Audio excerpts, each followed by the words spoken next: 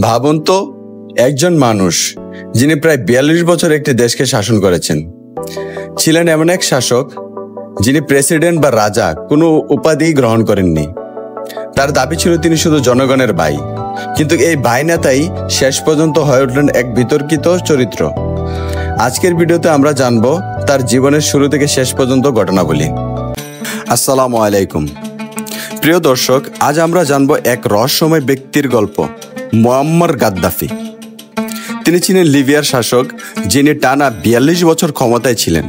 কেউ তাকে আফ্রিকার নায়ক বলে, আবার কেউ তাকে নির্মম স্বৈরশাসক মনে করে। চলুন তাহলে জেনে নেই গাদ্দাফির জীবনের শুরু থেকে শেষ পর্যন্ত ঘটনাবলী। গাদ্দাফির জন্ম হয় ১৯৪২ সালের ৭ই জুন লিবিয়ার সিরতে শহরের কাছে মরুভূমির বুকে এক দরিদ্র বেদুইন পরিবারে। তার পরিবার ছিল যাযাবর। তারা ভেড়া ছাগল চড়িয়ে জীবিকা নির্বাহ করত।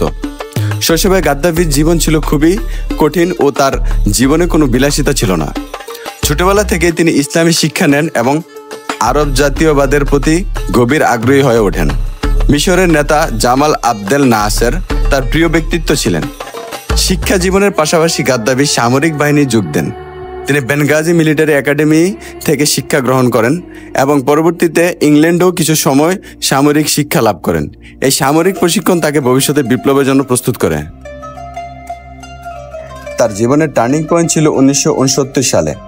সেই সময় লিবিয়ার রাজা ছিলেন ইদ্রিস আল সেনুসি, যিনি খুবই দুর্বল ও পশ্চিমাদের প্রভাবাধীন ছিলেন।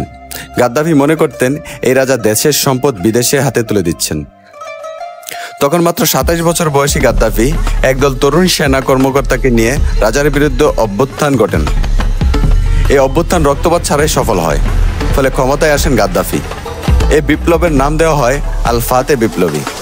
তিনি তখনও কোনো প্রেসিডেন্ট বা রাজা হিসেবে নিজেকে ঘোষণা করেননি, বরং বলেছিলেন তিনি কেবল জনগণের বিপ্লবের নেতা। গাদ্দাফি নিজেকে প্রেসিডেন্ট বা প্রধানমন্ত্রী বলতেন না, বরং তিনি নিজেকে ডাকতেন ব্রাদার লিডার, মানে জনগণের ভাই এবং বিপ্লবের পথ প্রদর্শক। তিনি নিজেকে রাজনৈতিক দর্শন ব্যাখ্যা করার জন্য লিখেছিলেন গ্রিন বুক, যেই বইতে বলা হয়েছিল পশ্চিমা ধাঁচের গণতন্ত্র ভুয়া, আসল গণতন্ত্র হবে জনগণের হাতে, জনগণের কমিটি দিয়ে। পুঁজিবাদ ও সমস্যাবাদ এই দুটি তিনি প্রত্যাখ্যান করেছিলেন। ১৯৭৭ সালে তিনি লিবিয়ার নাম পরিবর্তন করে দেন গ্রেট সোশিয়ালিস্ট পিপলস লিবিয়া আরব জামাহিরিয়া।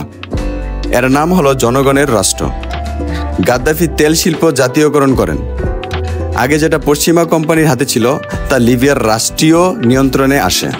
এর ফলে বিপুল অর্থ হয়, আর সেই অর্থ দিয়ে তিনি জনগণের জন্য অনেক কিছু করেন, যেমন শিক্ষা প্রায় বিনামূল্যে, স্বাস্থ্যসেবা বিনামূল্যে এবং বাসস্থান ব্যবস্থাও বিনামূল্যে, আর সর্বশেষ পানির জন্য গ্রেট ম্যান মেড রিভার প্রকল্প।